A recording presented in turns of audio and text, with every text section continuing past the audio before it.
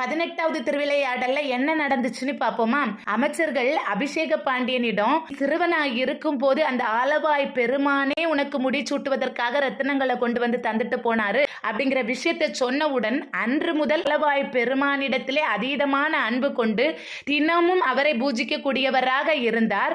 ஒரு நாள் இந்திரன் வந்து ஆலவாய் பெருமானை வணங்குவதற்காக பௌர்ணமி அன்று வருகின்றார். இவனுடைய பூஜையை பார்த்து அப்படியே மெய் சிலிர்த்து நின்னுட்டாரு. இந்திரலோகம் பெய் வர்ண பகவானிடத்திலே எத்தனை தான் நான் பூஜை செய்தாலும் இந்த அபிஷேக பாண்டியனுடைய பெருமை எனக்கு இல்லை அப்படின்னு சொல்லி புலம்புகின்றார். நீ மதுரையை போய் விழுங்கி விடு அப்படின்னு சொல்றாரு. இவரும் போய் மதுரையை விழுங்க ஆரம்பிக்கின்றார். இதை பார்த்த அபிஷேக பாண்டியனும் மக்களும் ஆலவாய் பெருமானை வணங்கி நிற்கின்றார்கள்.